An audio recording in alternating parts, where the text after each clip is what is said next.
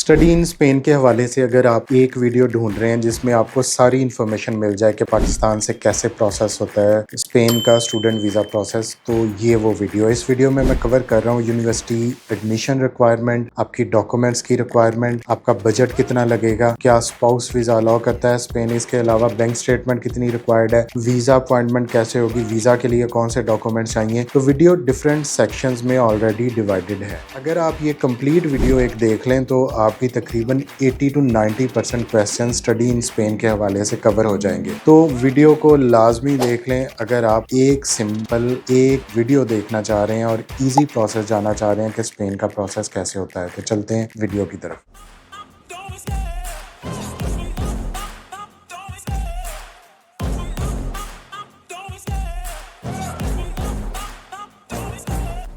तो सबसे पहले कि स्टडी इन स्पेन का आपको फ़ायदा क्या है। मेरे हिसाब से इस टाइम पे पाकिस्तानियों को कोई भी कंट्री, और अगर वो शेंजन जोन में है और आपको उसका वीज़ा मिल जाए, तो इससे बड़ी नेमत आप लोगों के लिए नहीं है। अगर आप अपना बजट यूएसए, यूके, ऑस्ट्रेलिया या किसी भी एक्सपेंसिव कंट्री के लिए अफोर्ड नहीं कर सकते और यूरोप के अंदर जाना चाहते हैं जिसमें आपको 33 कंट्रीज़ का फ्री ट्रैवल, फ्री लिविंग, कहीं पे भी आप जाके अपनी जॉब ढूंढ सकते हैं, तो स्पेन उसके लिए सबसे बड़ी ऑप्शन है। ठीक है, यही पॉइंट इसका लिए सबसे बड़ा वैलिड है कि आपको एक शेंजन वीज़ा मिलेगा, शेंजन स्टडी वीज़ा मिलेगा। दूसरा, स्पेन का सबसे बड़ा फ़ायदा जो पाकिस्तानियों के लिए और मेरी ऑडियंस के लिए है, स्पेन भी स्पाउस वीज़ा को अलाउ करता है। आपके स्टूडेंट के साथ ही आप अपने पार्टनर को, अपने बच्चों को स्पेन साथ लेके जा सकते हैं। और तीसरा, स्पेन का सबसे बड़ा फ़ायदा जो है वो ये है कि ये एक लो बजट शेंजन कंट्रीज़ है जहाँ पे आपको मिनिमम 1000 यूरो पर ईयर भी फीस मिल जाएगी और ऑन एन एवरेज जो आपको फीस मिलेगी वो तकरीबन 5000 से लेकर 10,000 तक आपको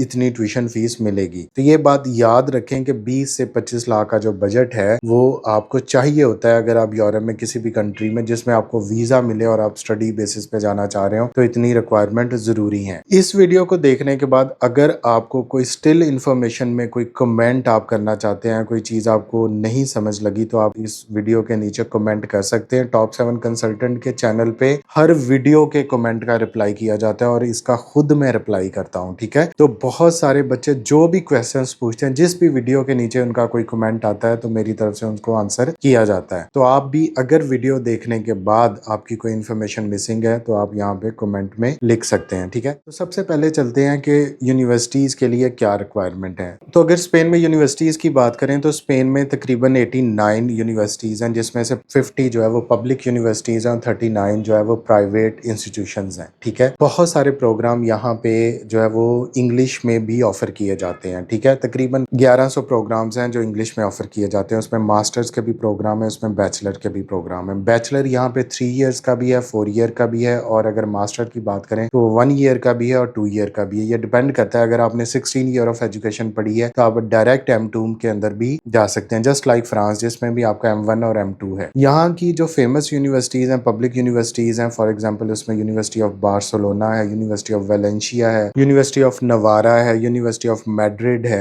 इसके अलावा भी आपको पब्लिक यूनिवर्सिटीज की एक पूरी लिस्ट मिल जाएगी। इस वीडियो की डिस्क्रिप्शन में मैंने इनकी यूनिवर्सिटीज के जो लिंक है वो वहां पे पेस्ट कर दिए हैं। अब यहाँ पे आप जो है वो लॉ के लिए जा सकते हैं, आप सोशल साइंसेज के लिए जा सकते हैं, आप बिजनेस के लिए जा सकते हैं, आप इंजीनियरिंग के लिए जा सकते हैं, आप IT के लिए जा सकते हैं। आपको तकरीबन सारे सब्जेक्ट्स स्पेन के अंदर जो है वो मिल जाएंगे। जो यहाँ पे ट्यूशन फीस है वो तकरीबन 1000 यूरो अगर आप पब्लिक यूनिवर्सिटीज की बात करें वहां से लेके, और प्राइवेट इंस्टीट्यूशन में ये तकरीबन 15,000 यूरो पर ईयर भी है। तो ऑन एन एवरेज जो आपकी प्रोफाइल के अकॉर्डिंगली आपको यूनिवर्सिटी मिलेगी वो तकरीबन 5 से 10,000 के बीच में आप अपने माइंड में रखें। ठीक है, बहुत सारी यूनिवर्सिटी इंग्लिश प्रोफिशिएंसी लेटर पे भी आपको एडमिशन दे देती है, लेकिन बहुत सारी यूनिवर्सिटी जैसे पब्लिक यूनिवर्सिटीज है उनकी रिक्वायरमेंट B2 इंग्लिश सर्टिफिकेट की है, जो आप IELTS की सूरत में दे सकते हैं, टॉफल की सूरत में दे सकते हैं। कुछ यूनिवर्सिटीज जो है वो PTE को भी एक्सेप्ट करती हैं, लेकिन हमेशा IELTS एकेडमिक जो है वो यूरोप के अंदर थ्रू आउट एक्सेप्टेबल है, तो आपने भी 6.5 बैंड से कम बैंड नहीं लेना। अब यूनिवर्सिटी का एडमिशन जो है वो सितंबर इनटेक भी है, यहाँ पे आपके स्प्रिंग इनटेक भी है। सितंबर इनटेक के एडमिशन 1 जनवरी से स्टार्ट हो जाते हैं, यानी इनका फर्स्ट राउंड, सेकंड राउंड और थर्ड राउंड के एडमिशन आते हैं। अगर हम बात करें एडमिशन कैसे करना है, तो एडमिशन की हर यूनिवर्सिटी की एक एप्लीकेशन फीस है जो तकरीबन 30 यूरो है, अराउंड अबाउट पाकिस्तानी इन 8 से 9,000 इनकी एप्लीकेशन फीस बनती है। इसके अलावा यूनिवर्सिटी में आपका इंटरव्यू होता है, आपके डॉक्यूमेंट सबमिट होते हैं, आपके डॉक्यूमेंट्स में आपकी बैचलर के डॉक्यूमेंट्स है, आपके बैचलर के ट्रांसक्रिप्ट है, आपकी एफएससी का ट्रांसक्रिप्ट है, आपकी मैट्रिक का ट्रांसक्रिप्ट है। तो ये डॉक्यूमेंट्स आपको यूनिवर्सिटीज के लिए रिक्वायर्ड है। अब जैसे कि आपको पता है कि पाकिस्तान जो है वो एपोस्टाइल के अंदर आ गया है, हमारी डिग्रीज को एपोस्टाइल की वेरिफिकेशन हो जाती है। तो इससे एक बहुत बड़ा प्रॉब्लम सॉल्व हो गया है कि पहले जो है वो हमें अपने डॉक्यूमेंट्स जो है वो स्पेनिश एम्बेसी से जो है वो लीगलाइज करवाने पड़ते थे, लेकिन अब आपके सारे एजुकेशनल डॉक्यूमेंट्स जो है वो आप अपनी मोफा से जो है वो उनको एपोस्टाइल करवा सकते हैं। एपोस्टाइल कैसे होता है इसका भी लिंक इस वीडियो की डिस्क्रिप्शन में अवेलेबल होता है। एपोस्टाइल होता क्या है उसके बारे में भी आपको कंप्लीट इन्फॉर्मेशन मिलेगी। अब आपने अपने डॉक्यूमेंट्स जो है वो एपोस्टाइल करवा लिए। इसके अलावा आपने स्पेनिश जो है वो सॉन्ग ट्रांसलेटर जो होता है उसका लिंक भी मैं इस वीडियो की डिस्क्रिप्शन में डाल दूंगा, वहां से भी आपने उनकी स्पेनिश में ट्रांसलेशन करवानी होती है। तो तकरीबन आपका जो डॉक्यूमेंट्स अटेस्टेशन है और ट्रांसलेशन, इस पे तकरीबन पाकिस्तानी 1 लाख रुपए तक आपका खर्चा आ जाता है। ठीक है, ये आपको वीजा प्रोसेस के लिए डॉक्यूमेंट्स रिक्वायर्ड हैं। अगर आपके डॉक्यूमेंट एपोस्टाइल हैं तो आप उनकी बेस में यूनिवर्सिटी में एडमिशन जो है वो अप्लाई कर सकते हैं। यूनिवर्सिटी में जैसे ही आपको कंफर्मेशन आती है कि आपका एडमिशन आ गया, यूनिवर्सिटी आपका इंटरव्यू भी लेती है, तो फिर आपने एक रिजर्वेशन फीस अपनी सीट की जो तकरीबन 250 से 300 यूरो हो सकती है, वो आपने पे करनी होती है। तो आपको फिर यूनिवर्सिटी वीजा के लिए जो डॉक्यूमेंट है वो प्रोवाइड कर देती है। बाकी आपने ट्यूशन फीस कुछ यूनिवर्सिटीज एडवांस में ले लेती हैं, जैसे प्राइवेट यूनिवर्सिटीज होती हैं, और बाकी यूनिवर्सिटीज जब आप स्पेन पहुंच जाते हैं तो आपने वहां पे जाके अपनी tuition fees remaining first year की पे करना होती है। ठीक है, तो यहाँ तक आपको बहुत सारी चीजें क्लियर हो गई। मार्क्स कितने रिक्वायर्ड हैं और गैप कितना रिक्वायर्ड है। अगर आप स्पेन की बात करें तो आपके 50% से अबव आपके मार्क्स होने चाहिए। स्टडी गैप आपका 10 साल तक का भी एक्सेप्टेबल है। अगर आपको यूनिवर्सिटी को आपने जस्टिफाई कर दिया और अपना एडमिशन सिक्योर कर लिया तो उसका वीजे के ऊपर आपके स्टडी गैप का कोई इम्पैक्ट नहीं आएगा। ठीक है, तो स्पेन एक अच्छी ऑप्शन है उन लोगों के लिए।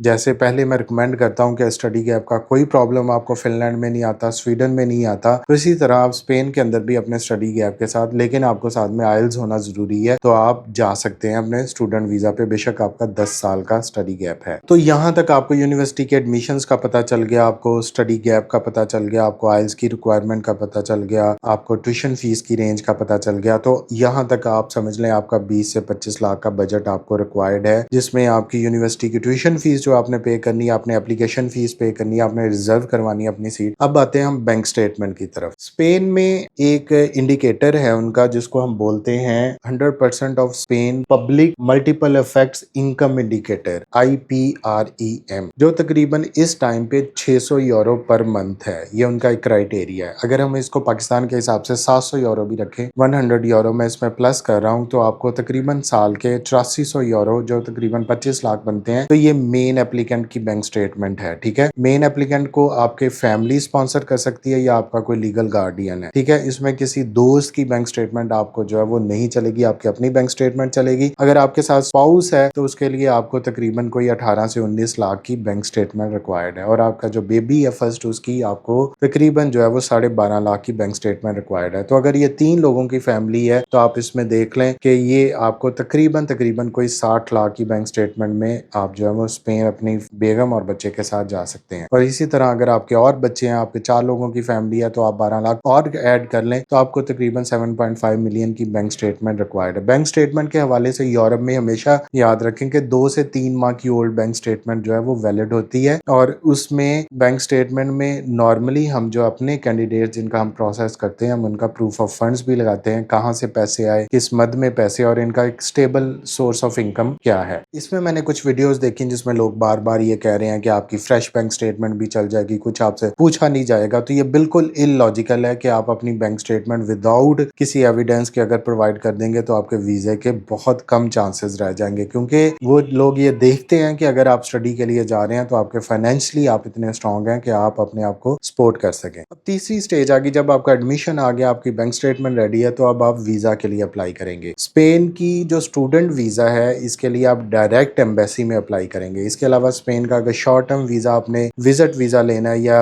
कोई बिजनेस वीज़ा या किसी भी टर्म के लिए आप स्पेन जा रहे हैं तो आप BLS के थ्रू उसकी अपॉइंटमेंट ले सकते हैं। लेकिन स्टडी वीज़ा क्योंकि ये 90 डेज से ज़्यादा है तो आपको एक D टाइप वीज़ा रिक्वायर्ड है, तो इसलिए आपको स्पेन की एम्बेसी के अंदर जो है वो अप्लाई करना होगा। अपॉइंटमेंट के लिए आप स्पेन की एम्बेसी को ईमेल के जरिए अप्लाई करेंगे। तो यहाँ पे भी अब एक कंपटीशन आ जाता है। अगर आपकी यूनिवर्सिटी अच्छी है और आपके सारे डॉक्यूमेंट्स ओके हैं, आप एक अच्छा सा कवर लेटर लिख के एम्बेसी को अप्लाई करते हैं तो आपको जल्दी अपॉइंटमेंट मिल जाएगी। तो यहाँ पे अपॉइंटमेंट का इशू नहीं है, ये प्रायोरिटी पे जो है वो स्टूडेंट वीजा को अपॉइंटमेंट देते हैं। अब वीजा के लिए कौन से डॉक्यूमेंट्स रिक्वायर्ड में, उसमें एक वीजा एप्लीकेशन फॉर्म है, उसमें आपकी फोटोग्राफ है, उसमें आपका पासपोर्ट है, उसमें आपका यूनिवर्सिटी का एक्सेप्टेंस लेटर है, उसमें आपका जो फाइनेंशियल मीन्स है जिसको हम बैंक स्टेटमेंट बोलते हैं, उसमें आपकी हेल्थ इंश्योरेंस है, उसमें आपका प्रूफ ऑफ अकोमोडेशन है यूनिवर्सिटी के अंदर, उसमें आपका मेडिकल सर्टिफिकेट है और इसके अलावा आपका जो है वो पुलिस क्लियरेंस सर्टिफिकेट भी यहाँ पे रिक्वायर्ड है। और वीजा फीस है जो इस टाइम पे 80 यूरो चल रही है, जो पाकिस्तानी तकरीबन 27 से 28 हजार रुपया बनती है। आपने सारे डॉक्यूमेंट जो है वो एपोस्टाइल करवाने हैं। एपोस्टाइल के अलावा जब आपने वीजा के लिए देने हैं तो आपने उनकी स्पेनिश के अंदर ट्रांसलेशन भी करवानी है इस डॉक्यूमेंट की सॉन्ड ट्रांसलेटर के जरिए। जब भी आप डॉक्यूमेंट्स एम्बेसी के अंदर सबमिट करवाएंगे तो एम्बेसी आपका इंटरव्यू भी कंडक्ट करेगी, आपके फिंगरप्रिंट्स होंगे और अगर कोई मिसिंग इन डॉक्यूमेंट्स हुआ तो एम्बेसी आपसे रिक्वायर कर लेगी। नॉर्मल इनका जो वीजा प्रोसेसिंग टाइम है वो 1 मंथ है। तो हमेशा ये बात याद रखें कि आपने वीजा प्रोसेसिंग उस टाइम तक आपने पहुंचना है जब आपकी क्लासेस अगर सितंबर में है तो समझ लें आप मई जून में आप अपना वीजा प्रोसेस कर दें तो आपके पास इनफ टाइम होगा जिसमें एम्बेसी भी आपके केस को एज ए पॉजिटिव लेगी। और स्पेन में जाने का जो सबसे बड़ा नुकसान है वो ये है कि आपको स्पेनिश लैंग्वेज सीखना होगी जब आपने कोई प्रॉपर जॉब करनी है। इसके अलावा स्पेन में आपको बहुत ज़्यादा डिफिकल्टी आएगी अगर आपने कोई लोकल जॉब भी करनी है, आपने कोई पार्ट टाइम जॉब भी करनी है तो आप स्पेनिश लैंग्वेज सीख लेंगे। बड़ी मज़े की ज़ुबान है, बहुत सारे साउथ अमेरिकन कंट्रीज में बोली जाती है। दुनिया में सबसे बड़ी सेकंड लैंग्वेज इंग्लिश के बाद जो स्पेनिश ही है, तो आप इसको अगर सीख लेंगे तो आप पे स्पेन के पूरे रास्ते खुल जाएंगे। बहुत ज़बरदस्त वेदर है, बहुत अच्छा क्लाइमेट है। लोग स्पेन में, बहुत सारे लोग स्पेन में रिटायरमेंट में जाते हैं कि हम पुरसकून ज़िंदगी यहाँ पे गुजारें। बहुत अच्छा लैंडस्केप है। तो जो लोग भी स्पेन के हवाले से अपना प्रोसेस करवाना चाहते हैं वो टॉप 7 से रब्ता कर सकते हैं, हमारे नंबर पे व्हाट्सएप पे कर सकते हैं। हमारी टीम आपको रिप्लाई बैक करेगी। हमारे पास ऑथेंटिक जो है वो इन्फॉर्मेशन होती है। हम लिथुआनिया को डील कर रहे हैं, बेल्जियम को कर रहे हैं, फ्रांस में हमने लोगों को भेजा है, हमने फिनलैंड में भेजा है, हमने स्वीडन में भेजा है। तो हमारे टॉप 7 से आपको हर कंट्री की एक ऑथेंटिक और टू द पॉइंट इन्फॉर्मेशन मिलेगी। ठीक है, तो इसी तरह अगर फर्दर भी इस पे वीडियोस आएंगी जिसमें आपको फर्दर आप लोगों के क्वेश्चंस हुए उनको मैं कवर अप कर लूंगा। तो फिलहाल इस वीडियो में मैंने हर चीज को बड़ी डिटेल से और बड़ा कंप्रीहेंसिवली आपके लिए कवर अप कर दिया है। फर्दर लिंक्स भी इस वीडियो की डिस्क्रिप्शन में पेश कर दिए ताकि आप फर्दर इन्फॉर्मेशन ले सकें। तो स्पेन को आपने बिल्कुल भी हल्का नहीं लेना, ये एक बहुत अच्छी डेस्टिनेशन है आपके लिए 2025 में। Thank you so much.